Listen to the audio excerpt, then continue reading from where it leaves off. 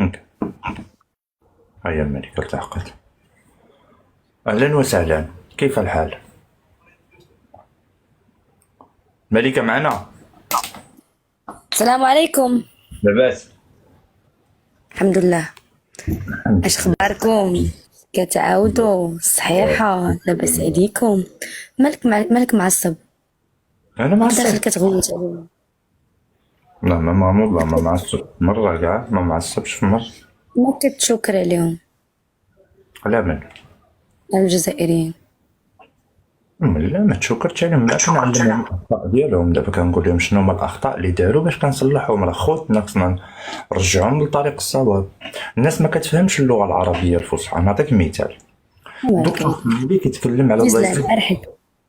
الدكتور صنايبي كيتكلم على اللايفات ديال الأجانب، وكيقول بأن اللايفات ديال الأجانب كيكون عندهم واحد المتابعة كبيرة من طرف المغاربة، وكيكونوا زعما المغاربة كيساندوهم أكثر من اللايفات المغربية.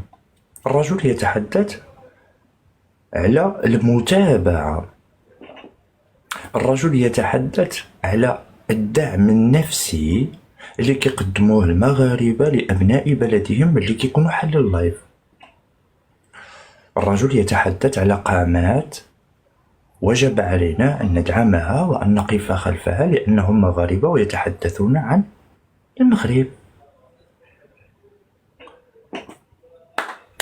راه وصل لك انت داك الفيديو؟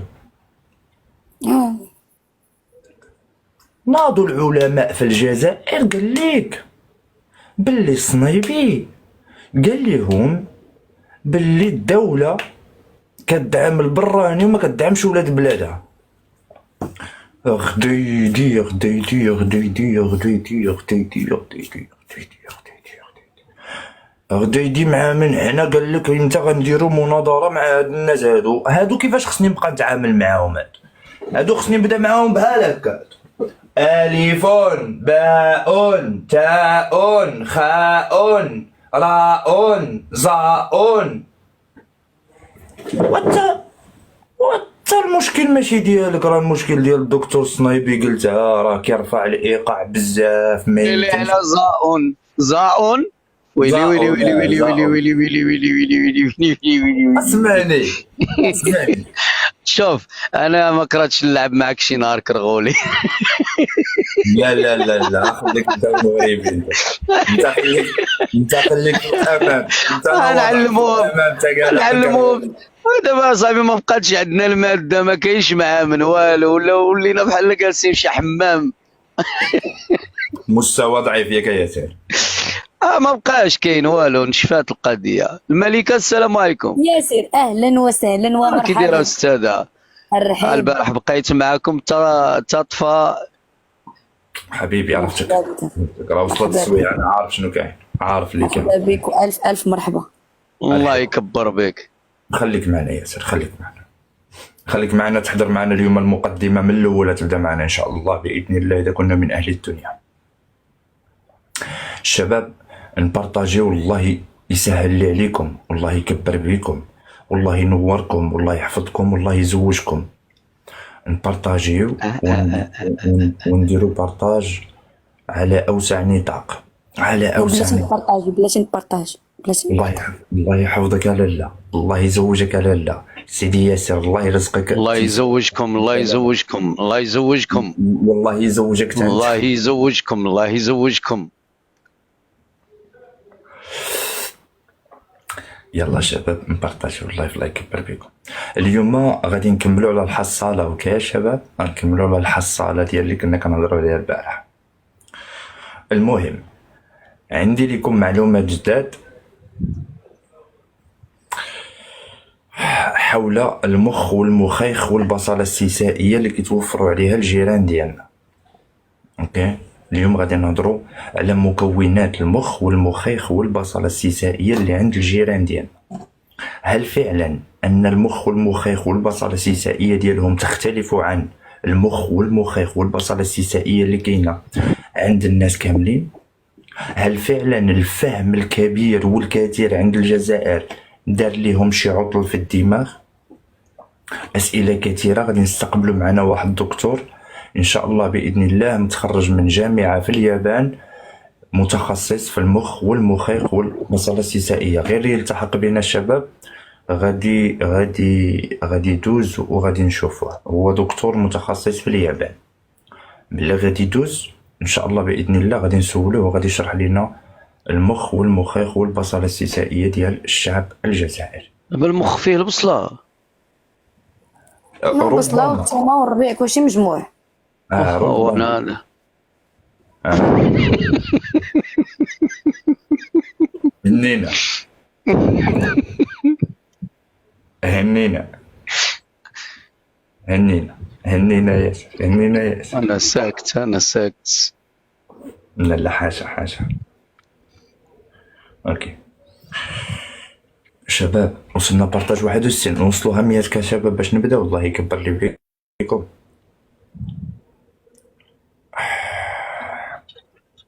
الله يعزكم. نوجدو هاد اللعيبات اللي غادي نوريو.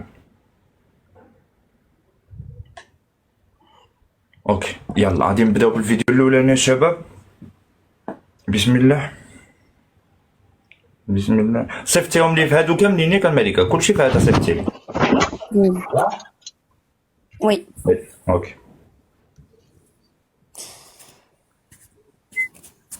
الشباب بس كيطلع ناقص شويه. الله يكبر بكم فضلا وليس امرا اكيد. الا جات على خاطركم الله يجازيكم بخير ونستسمح منكم واحد بواحد. الله يكبر بكم، شكرا جزيلا لكم.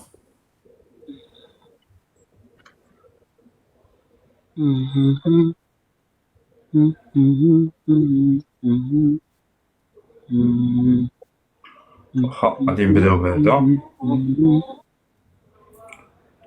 نقدوه.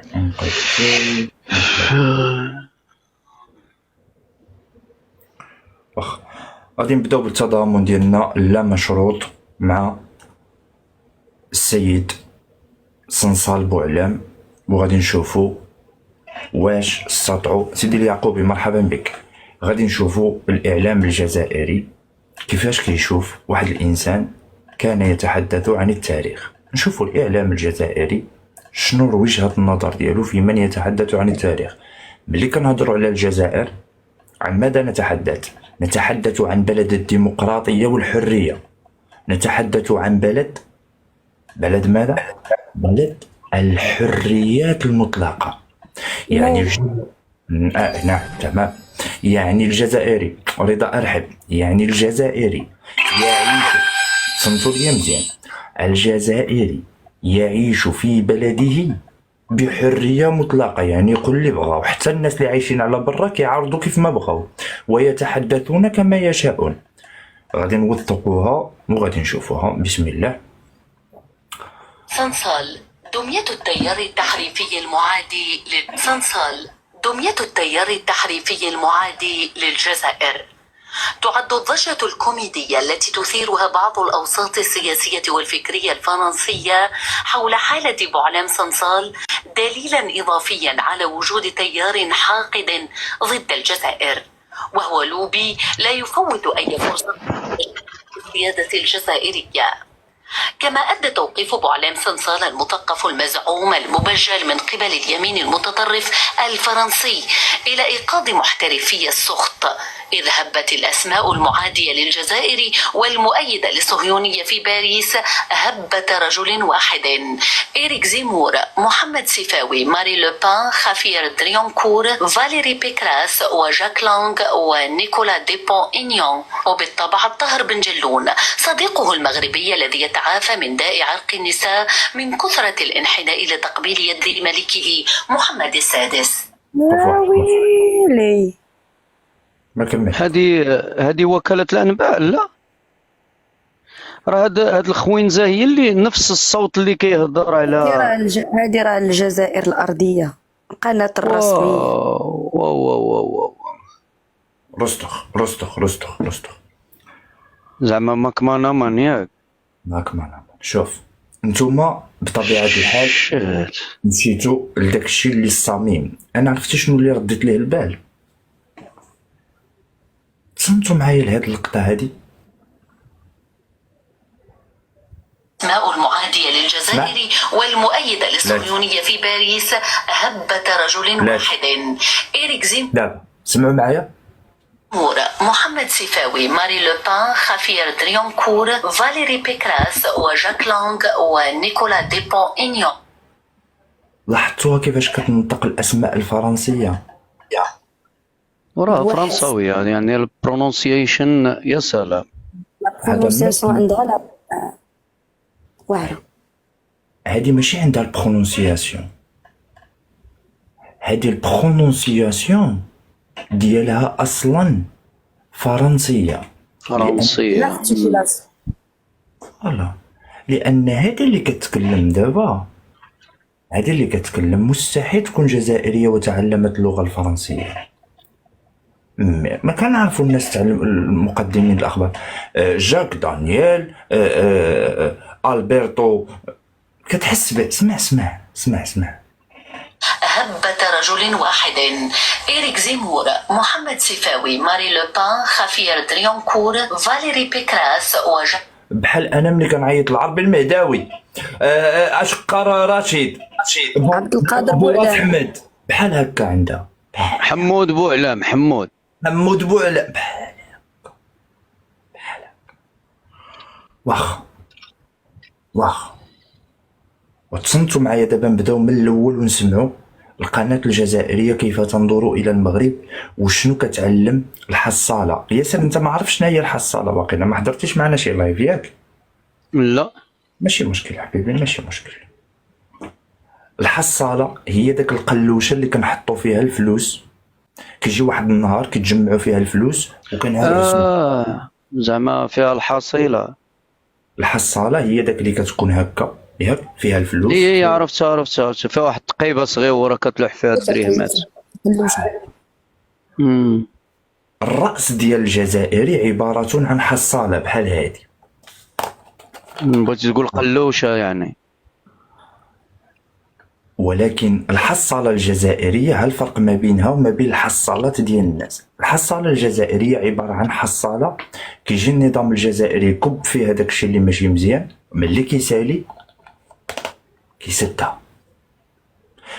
كيجيو داكشي على برا، واخا يبغيو يدخلوا شي حاجة ما كيدخل والو. علاش؟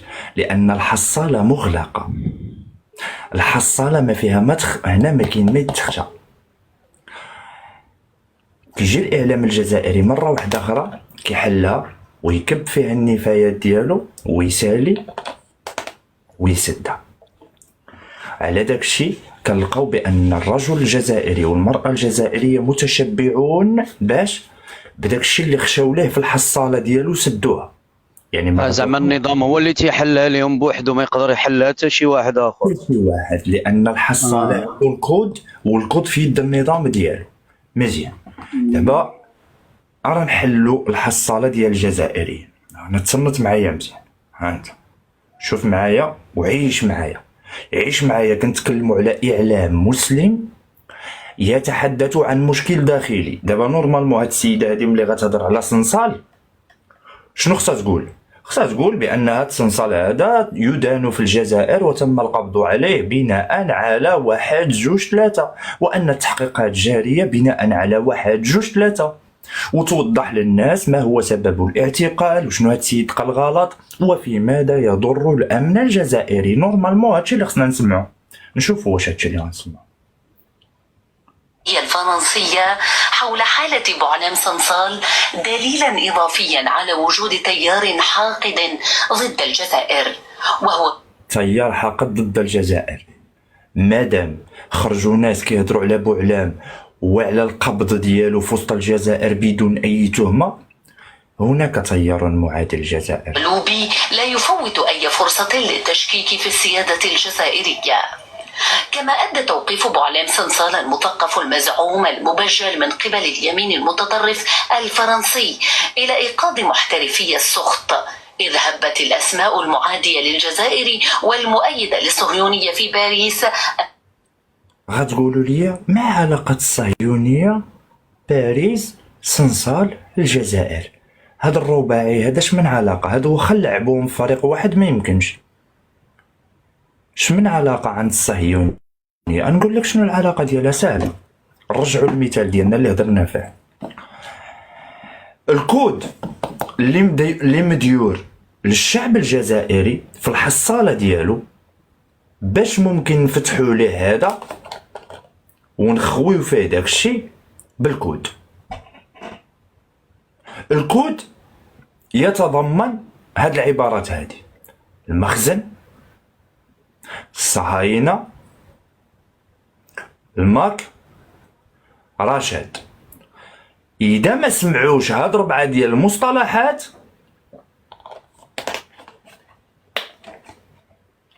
الحصاله ما كتخدمش.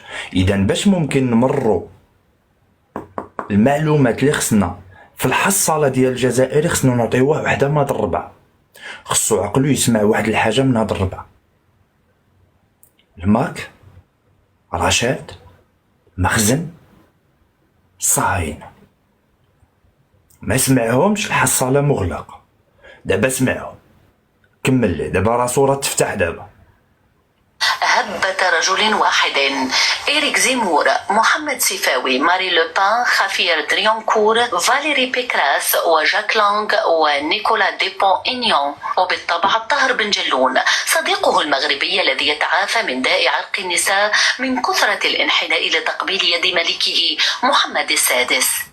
ماشي، ما يمكنش نعطيو خبر بلا ما نتكلموا على الاصاله ديال الجزائر. لا يمكن. ما يمكنش هاد المراه هادي دير لنا خبر وتنقل لنا ماذا يحدث بلا ما تعطينا المستوى الحقيقي ديال التربيه وديال التعليم ديال الجزائر. هذه واحد.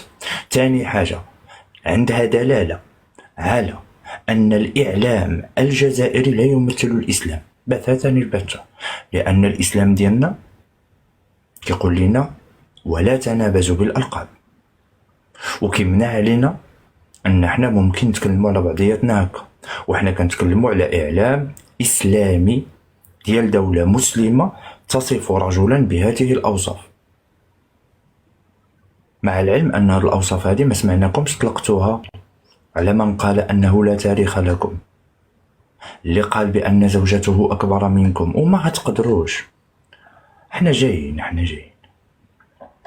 هؤلاء كلهم قد صعدوا إلى الواجهة للدفاع عن هذا المحترف للتزييف والذي وقع في شر أعماله. بوعلان صلصال يعتبر منذ فترة طويلة من قبل العديد من الجزائريين وأفراد الجالية الوطنية في الخارج أداة في أيادي قوى خارجية تسعى لزعزعة. هذا دومير، هذا يا وديش من دومير، هذا فعال. لا ماشي دومير هذا اللي كيدوي. لا ماشي دومير، هذا ملي غنقول لك شكون هو عقلك غادي يحبس.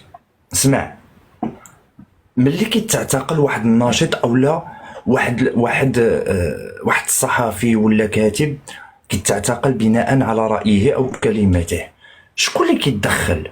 شكون اللي خصو يتدخل نورمالمون؟ شكون اللي كيتدخل؟ كيهضر مواطن فرنسي دابا، راه خص فرنسا هي اللي تدخل، ضروري فرنسا غادا تدخل في هاد القضيه هادي. دابا حنا نهضروا اون جينيرال، اذا مشى كتعتقل تدخل حقوق الانسان، وكاينين منظمات وحدين اخرين كيتدخلوا ياك. نعم. ايوا اسمع، مثلا الصحافه، هو صحفي خص تدخل مثلا جمعيات والنقابه ديال الصحافه. ماشي، ايوا تصنت معايا شكون اللي كيهضر على حدث غير مقبول بتاتا باعتقال صاحب رأي. تصنت مزيان. الأستاذ شزيل عثمان نغموش، رئيس منظمة التضامن والإنسانية الدولية وناشط حقوقي. نعاود ليك، رئيس منظمة التضامن والإنسانية الدولية وناشط حقوقي. سمع شنو كيقول على واحد تشد في مطار لأنه عبر عن رأيه. سمع. استقرار الجزائر وتشويه تشويه تاريخها، مواقفه وكتاباته كثيرا ما تبدو يعني منسجمة مع أجندات تهدف إلى ضرب وحدة البلاد وتشويه صورتها. الجدير بالذكر أن هذا الدليل ديالو هو أن الكتابات ديالو كتضرب في الجزائر وكتماشى مع أجندات خارجية، تتماشى. رد البال، ما يعني قالش المغرب والصهاينة الحصالة اللي كيفتحوا الحصالة. اي هما دابا اي حاجه ضدهم كيلصقوها للصهاينه. دابا دايرين بعبع الصهاينه الطعم للجزائريين هو بعبع الصهاينه. قال لهم، ما قالش لهم بانهم يتآمر ولا لا، قال لك تتماشى. يعني غير المقالات ديالو تتماشى. ما معنى تتماشى؟ يعني تشبه. تتماشى يعني تشبه. مادام هي تلك المقالات تشبه، فذلك الكاتب خصنا نعتقلوه في المطار، نعتقلوه في المطار ونحاسبوه على كل كلمة قالها، سواء عن قصد أو عن غير قصد. والحاجة الثانية، سواء كانت حقيقية أم غير حقيقية. نكملوا في الخزعبلات. بالحاقد قد مر بأسبوع سيء فيجب تفهمهم. أولا، أحد محمييهم وهو كمال داود قد ضبط متلبسا باستغلال معاناة ضحية للإرهاب في الجزائر من أجل الحصول على جائزة كونكور. ثم جاء الدور على صديقهم مرتكب الإبادة الجماعية نتنياهو الذي صدرت بحقه مذكرة توقيف دولية من قبل اش دخل هذا اللي تشد في المطار حق رأي مع واحد رئيس ديال الكيان؟ المحكمة ديال الجنايات حكمت عليه. اش من علاقة؟ قال لك صديقه. المحكمة الجنائية الدولية. وأخيرا تم توقيف الكاتب الآخر لغاريمار صنصال في خضم هيجانه التحريفي. بالمناسبة فقد كان الكاتب وسيم الأعرج قد اتهم صنصال بسرقة عنوان وقصة رواية نهاية العالم 2084. وعلى ما يبدو وفي جماعة السرقة الأدبية والتحريف لقد أحسنت فرنسا للنشر اختيار أتباعها الجزائريين. وكان المجنس بمرسوم إريك زيمور في دعمه لصديقه بوعلان صنصال قد قال أنه يجب على الحكومة الفرنسية أن تطالب بالإفراج الفوري عنها. أما الرئيس ماكرون العائد من رحلة استجمام من البرازيل حيث وصف الهايتيين بالأغبياء كعادته طبعا، فقد عبر عن قلقه البالغ. إن فرنسا الماكرونية الصهيونية تشجب توقيف صنصال في مطار الجزائر. إن فرنسا الماكرونية الصهيونية. هنا كل شيء غيقول لك خويا مالك.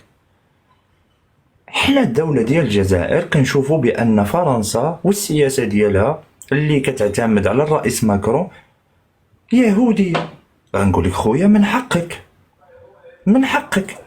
ما قلتيش العيب. عطيني دقيقة عافاك، بقى معايا.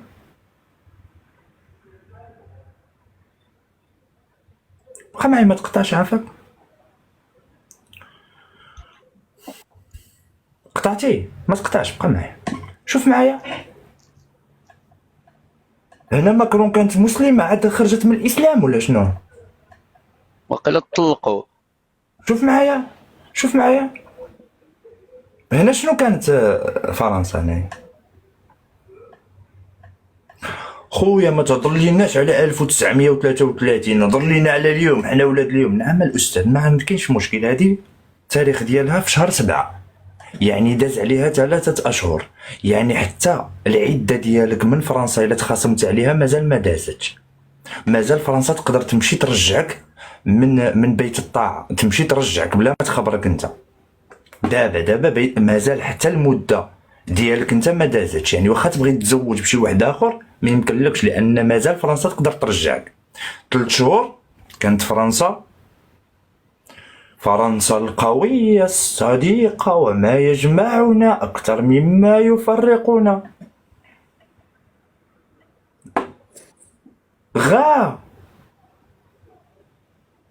فرنسا عطاتكم بالدار.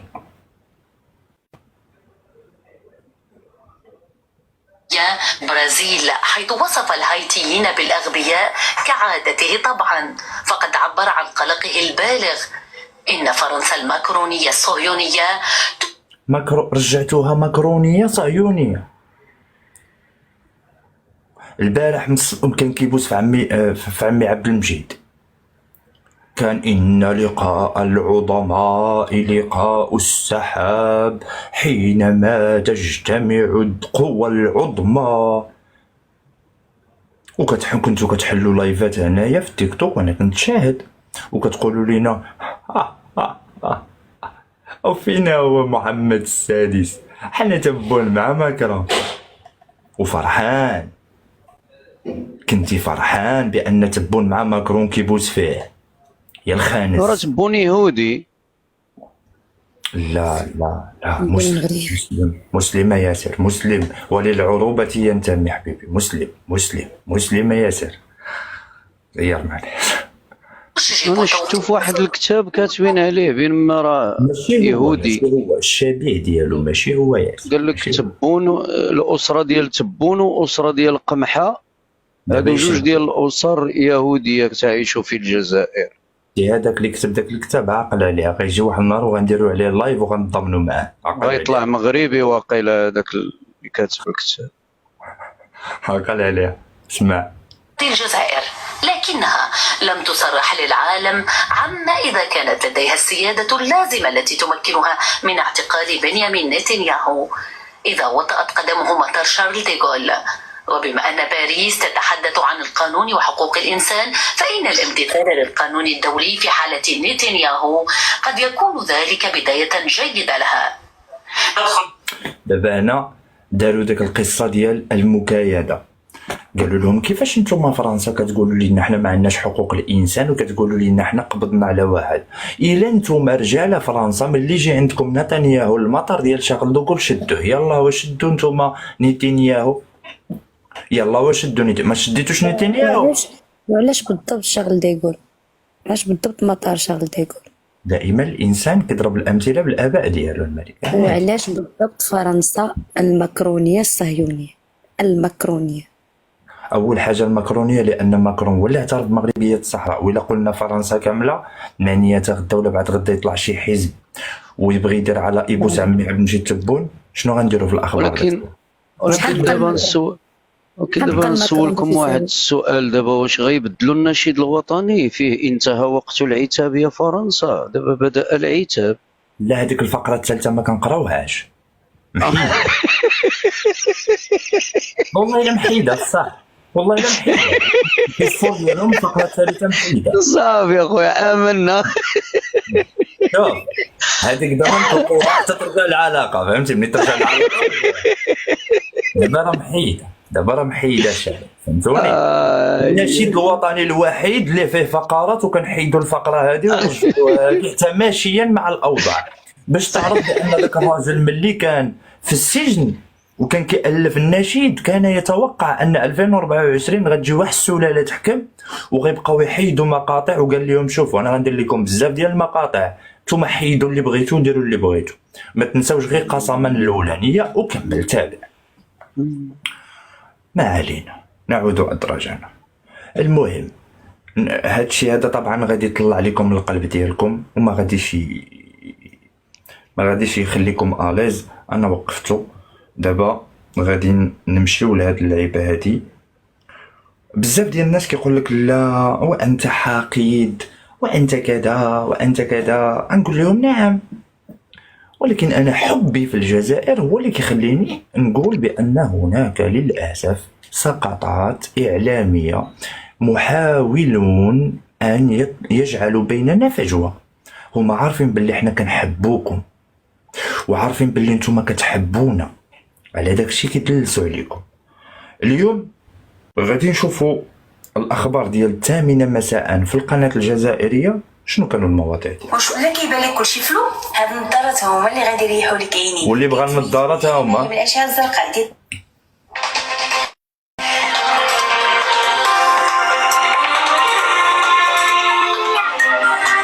العائله.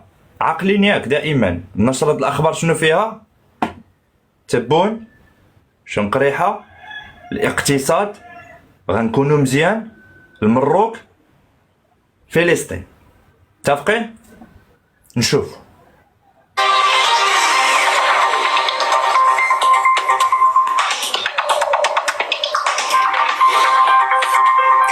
السلام عليكم ورحمة الله تعالى وبركاته. مشاهدينا في كل مكان، أهلا بكم إلى نشرة الأخبار الرئيسية. البداية بأبرز العناوين. تحركات حاقدة لأطراف سياسية فرنسية وتحامل على الجزائر بعد توقيف محترف للتزييف حاول يائسا المساس بالسيادة الوطنية.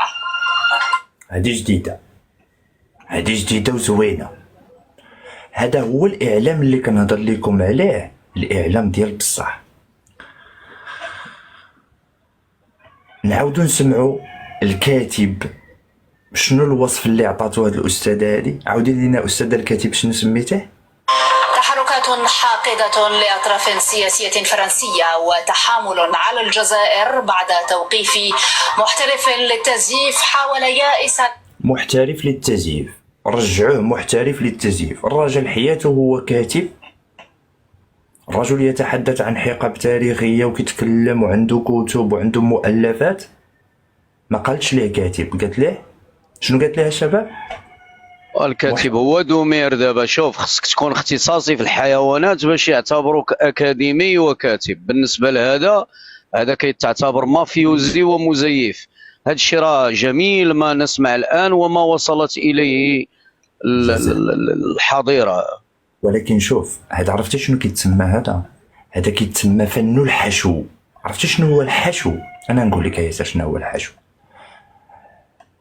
احنا الوالدين ديالنا بعض المرات كيبغيو يبدعوا في الكوزينه. شنو كيجيبوا مثلا بطاطا ياك، كيعمروها، كيخويوها بعدا ومن بعد كيعمروها. داك كيعمروها كيتسمى الحشو. الحشو هذا هو الحشو ديال بصح. انا شفت الحشو حتى عييت، ولكن انني نرد كاتب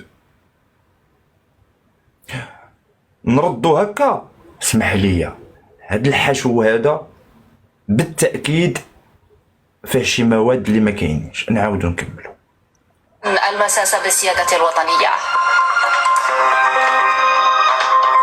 المساس بالسيادة الوطنية. جزائري كتب مقالة في فرنسا، السيادة الوطنية في الجزائر كتعرض للزعزعة. لان هذا دار بحالكم نتوما. دابا نتوما راه تعتبرون بحالكم بحالو. دابا انت الياس الملكه راه يصنفونكم بحاله هو، لان هذا جا عطى الحقيقه، كيعطي التاريخ، كيعطي البيوريفايز، عندك شي اللب كيعطي. اذا بالنسبه للجزائر راه كيهدم لهم داكشي اللي خدموا الكابرانات من نهار داروا. اذا على حسب القول ديالك انت، انا كيحق لي نقول الملكه الهضره. تحامل على الجزائر بعد توقيف محترف للتزييف حاول. من حقي دابا فوق نبقى نقول الملكه انت محترفه التزوير، التدليس والتزوير. من حقي مدلسين، نتوما كاملين مدلسين. انا نقولها لكم باسم الكابرانات. دابا هي انت اللي خاطيك بوليتيك، انا عارفك. انت اللي خاطيك بوليتيك. يائسا المساس بالسيادة الوطنية.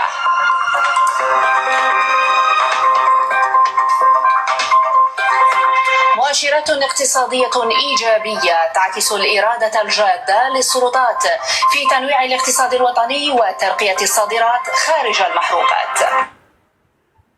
تنويع الاقتصاد يا جدكم. كانوا شحال هادي كيصيفطوا الغاز والبترول، دابا غيوليو يصيفطوا البترول عاد الغاز، عياو يصيفطوا الغاز عاد البترول، الغاز عاد البترول. دابا غينوعوا الاقتصاد ديالهم، غينوعوا، غيولي البترول عاد الغاز. وسمعتي؟ اسمع الاخبار اللي كتفرح. اسمع يا ياسر. مؤشرات اقتصادية إيجابية تعكس الإرادة الجادة للسلطات. الإرادة الجادة للسلطات ما شاء الله. في 2024 حتى قرب الغاز يتسالى من الجزائر، عاد الإرادة في الجزائر ولات كتنعكس. عاد ولاو هما كيقولوا بأن غينوعوا 2024. نجيب والله إلا الحمد لله، الله يكبر لي بك. في تنويع الاقتصاد الوطني وترقية الصادرات خارج المحروقات. خارج المحروقات غيصدروا التمر. والاستثمار الفلاحي أحد مرتكزات التنمية الاقتصادية ورهان على تحقيق الاكتفاء الذاتي والتموقع في الأسواق العالمية.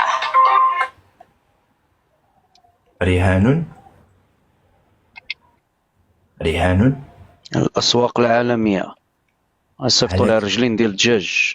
تموقع. اسمع التموقع. دابا الجزائر غتختار فين غادي يتموقعوا باش يكونوا قوة مع كوبا مع كلشي. المهم غادي فرنسا جراو عليها، فرنسا ولات ارهابيه ولات صهيونيه، ما عرفت مع من غيديروا هذا التموقع هذا. دابا هما راه خطات، راه ماشي باغا تقول التموقع، التقوقع اللي بغات تقول. تقوقع. على الاخبار ديالك الملكه، احنا قربنا اليوم. تماديا في سياسة التطبيع العمياء، المخزن يتنازل عن أراضٍ لصالح الصهاينة مسويا أحياء سكنية كاملة بالأرض. دوية المروكية؟ لا ما نقدرش نعقب. شو هنا ما نقدرش نعقب. ويلي قالوا ريبوا بن مسيك، وقيلا ما يكون عا بن مسيك هذا. نعاود لكم المراكه، نعاود لكم شنو دخلوا فيها النص، داو فيها النص داو عين السبع كامل مشى. مشى عين السبع. ما عيطوا لي هما اللي ندار البارح، قالوا لي راه بقات على الكوزينه، لا بغيت تجي دي منها شي حاجه. يا ودي انا راه خلاو لي غير بيت هذاك البيت الصغيور اللي ديال الخزين هو اللي بقى عندي، الصهاينه دخلوا للدار. وشوفي راه بقى خاصنا عبيط، راه تلاقيت مع شي ناس عندهم الصالون، شوفي الا بغيتي نناقشوا في برطمان. صمتوا لي كزاوة، صمتوا لي. اسمع شوف الفرق في نقل الخبر. سمعنا يا سير، شوف الفرق في نقل الخبر. الاحترافية. نعم. تماديا في سياسة التطبيع إلا جات وقالت بأنه تم إسقاط منازل، غيبقى الخبر عادي. ربما ما خلصوش، ربما سكن عشوائي. لا، باش نديرو في هذاك السسبانس ونرجعوا لداكشي اللي قلنا قبيله. شنو هو الشباب؟ الحصالة، الكود، التطبيع. تماشيا مع التطبيع اللي دارتو المغرب، شنو وقع؟ عمياء، المخزن يتنازل عن أراضٍ لصالح الصهاينة. المخزن تنازل الأراضي لصالح الصهاينة. المعلومات ديال الخبر موقع www.زوجني.com، ولا بغيتي المصادر الأخرى www.سير-حتاجي.net، وهادو مواقع مشهورة بنقل المصداقية ديال الخبر. وطبعا الحصالة ديال الجزائري ما كتفلتريش، داكشي ديال الجزائر كيهبط كله. دقيقة مسويا أحياء سكنية كاملة بالأرض. دقيقة إلياس، ها دقيقة. شوفوا الجزائريين هادشي اللي كتقول راه بصح، ثقوا به، خذوه، هذا هو الدليل. راه كاين ما يثبت. حنا راه دخلوا علينا الصهاينه والمغاربه راه داو ليهم ارضهم، وحنا جالسين تعط الله كولا يور تعط الله. مشات لي دار. انا راه قلت لك راه هذاك البيت لا بقى عندك، راه انا عندي الكوزينه. زعما نتشركوا، زعما مش خلي لي الكوزينه وسيرني على الشيطان. وانا نشوف معاك انا الدنيا هانيه، نشوف فيها مع مالين الصالون اش بغاو يديروا معاك. كما انا الدنيا هانيه ما عنديش 50,000 وعاطين 55. وانا نعطيك 56,000 ريال اللي غنزيدك، ما نزيدك على حتى 20 درهم من الفوق. شوفي 56 وسبع ديها من دابا. صافي ماشي مشكل، دابا سبع حالو ساهل. راه خوتنا الجزائريين غيتجمعوا دينار وغيصيفطوا السبوع. لا ديتي الكوزينه طيبتي ذكري. يلا شوف. سباق المهاري عادة وتقاليد أهل. ركزوا في هذا الخبر، الله يكبر لي بكم. أراضٍ لصالح زيد. الصهاينة زيد. مسويا أحياء زيد. سكنية كاملة بالأرض. سباق المهاري عادات وتقاليد أهل منطقة التاسيدي ناسجير، وسرد لصلة قوية تربط الرجل الترجي بالجمل.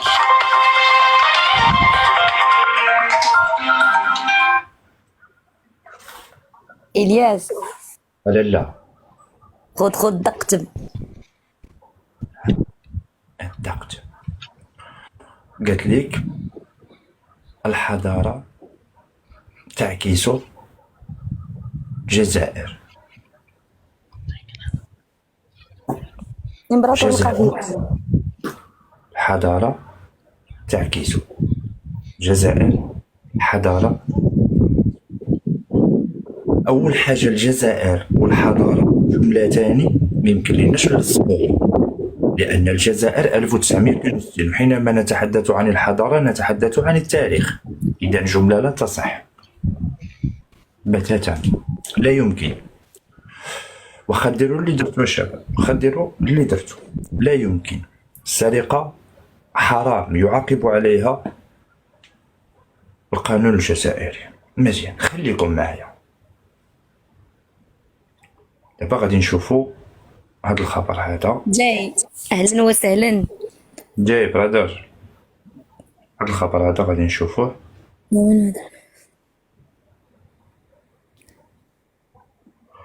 هذا خبر شويه حقير ولكن معنا ما نديرو شباب. شوف، نحاولوا ما امكن نتاقلموا. الحقيرين نسمعوهم، والناس اللي بعقلهم نسمعوهم، ولكن الحصاله ديالنا ما خصهاش تكون بحال الجزائريين. الحصاله ديالنا نخليوها، واي حاجه جات تدخل نفلتريو، ما نكونوش بحال الجزائريين كيخدمونا بالمودو باس. ما تكونش الحصاله ديالنا بحال المواطن الجزائري. العقل ديال الجزائري ما يمكنش يكون بحال ديالنا، نفلتريو. فهذا الخبر هذا اللي غادي نقول لكم ديال ولاد السوق، وانا استسمح، وهذا الخبر هذا من هاد اللعيبه هذه اللي هي الاذاعه الجزائريه. طبعا غتقولوا لي كيفاش الاذاعه الجزائريه دايره خبر ديال ولاد السوق؟ غادي نقول لكم نعم، الاذاعه الجزائريه دايره خبر ديال اولاد السوق، دوك الناس اللي ما مربينش، دوك الناس اللي قلالين التربيه، ربما الصحفي، ربما صاحب القناه، ربما انا ما عارفش. المهم خبر ديال ولاد السوق، وحنا غادي نشوفوا الخبر.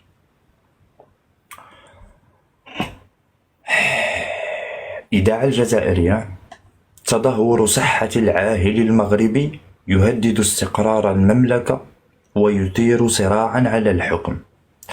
بغيت نشوف شكون هذا الكلب هذا اللي كتب هذه المقالة هذه. عطوني واحد الدقيقة.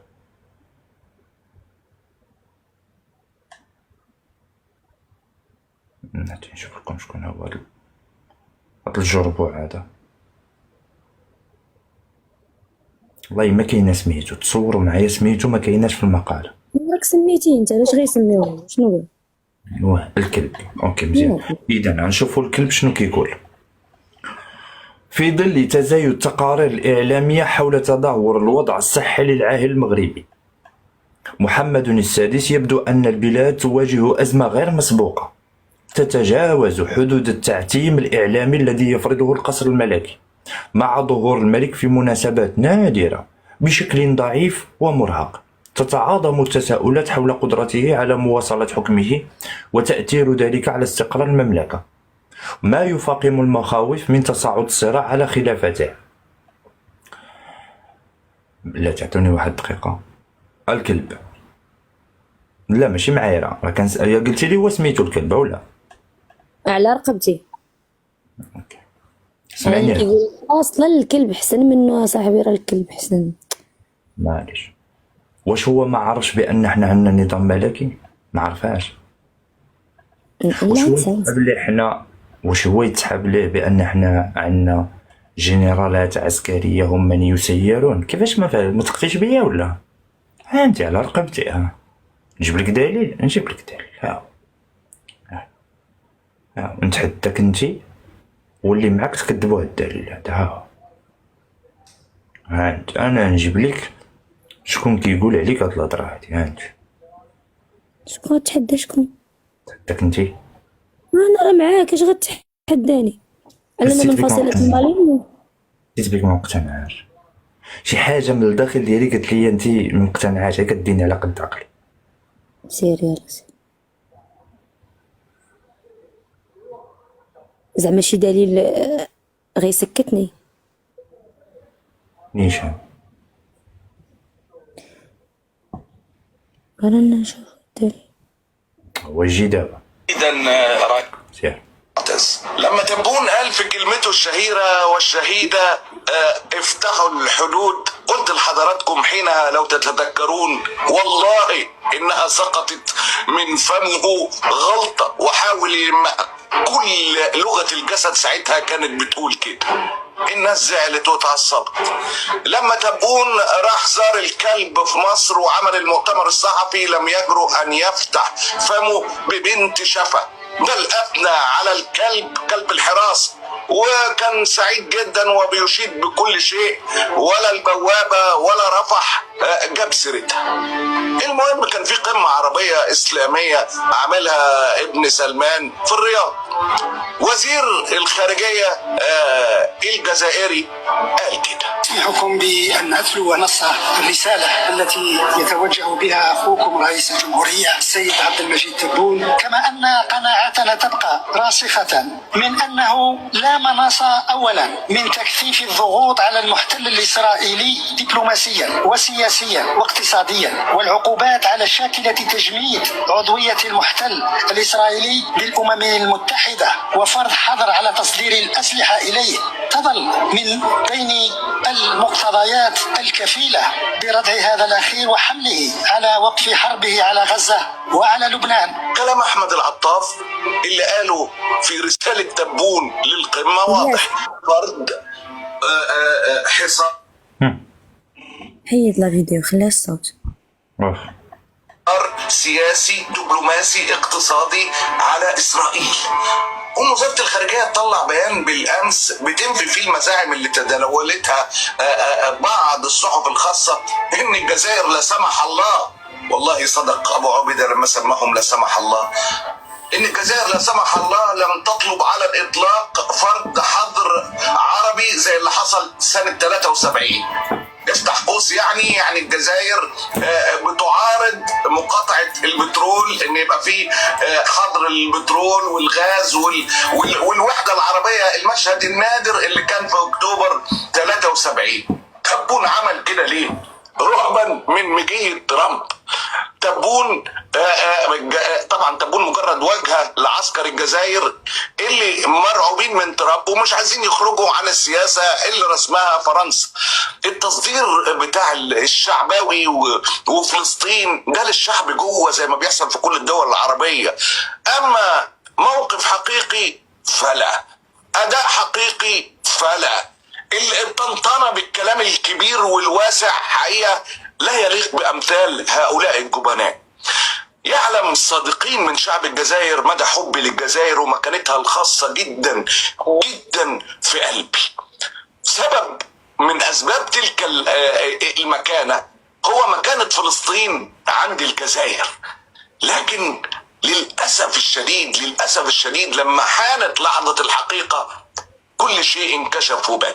اعلم تماما ان الشعب الجزائري زيه زي الشعب المصري بيعشق فلسطين بشكل كبير جدا، لكنه لم يخرج مظاهرات ولم يضغط على حكومته. اللي تبون وقعت منه كلمه بفتح الحدود وقال لك اصل احنا لو جيران غزه ومش جيران غزه، كلمه سقطت من بقه سهوا تراجع عنها بكل الاشكال. بالله نقسم لكم بالله العلي العظيم، يا لو كان ساعدونا وحلوا لنا الحدود بين مصر وغزة. اسمع الياس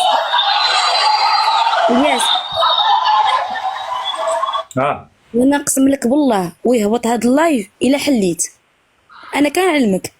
واش كنقول لك حيد لا فيديو وانت عاودها بغيت واحد اللقطه يشوفوها، بغيت واحد اللقطه يشوفوها. غيهبط اللايف انا ما غنحلش. غير هادي وهذه كلمة وزير الخارجية في القمة العربية الإسلامية قال لك والله احنا ما قلنا كده، احنا ما نقصد حصار بهذا الشكل الحقير جدا جدا جدا، احنا بنقول بقين ما تاخدوهمش وتكبروهم. ده الوضح. اوعى تفتكر تبون يمتلك من امره شيء. تبون واجهه لعسكر الجزائر اللي مرتبطين ارتباط كلي وعضوي. هادي وفاء ارحبي عفاف مرحبا. هادي فرنسا جزرة اجل حقير جدا جدا جدا، احنا بنقول بقين ما تاخدوهمش وتكبروهم. اسمع الوضح. اوعى تفتكر تبون يمتلك من امره شيء. تبون واجهه لعسكر الجزائر اللي مرتبطين ارتباط كلي وعضوي بفرنسا. حيك يا معتز، حيك يا معتز، حيك يا معتز. الله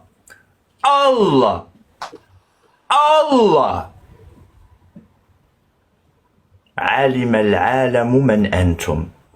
قال لك هل تظن بأن تبون يمتلك من أمره شيء؟ تبون واجهة لعسكر الجزائر اللي كي طبقوا أجندة ديال من؟ ماشي مشكل شباب، لنكبس الشباب، لنكبس ما نحققوش الأمنية ديال الملكة. معليش واجهة ديال العسكر اللي كيطبقوا إملاءات ديال فرنسا. حيك يا معتز، ولك حيك يا معتز، الله. وهاد الطريقة هادي باش قدرنا نمشيو معكم إيطاب باغ إيطاب وننشروا العفن ديالكم. ما كيهمونا أشخاص، ما كنهضروا على ناس ديالكم، ما كيهمونا أسماء، ببساطة شديدة، لأننا نعتقد ولا نعتقد على الله شيئا أن كبيركم مثل صغيركم، مثقفكم مثل أميكم، إعلامكم مثل مزابلكم، دكاترتكم مثل شمكاراتكم، حصالتكم واحدة. هذه هي الحصالة ديالك الجزائري. يعني على داكشي حنا ما كنجبدوش أسماء وما كنتكلموش على ناس معينة، لأن بالنسبة لنا تتشابهون بحال بعضياتكم، مثلكم مثل بعض. ونعاودها لكم المرة 16 و17 و18 و19 و20. وعلاش لا 21 في الإعادة إفادة. من ولدته أمه في رقعة بيضاء، يعني ولدته ماماه في رقعة مثل هذه بيضاء، بحال هكا بيضاء.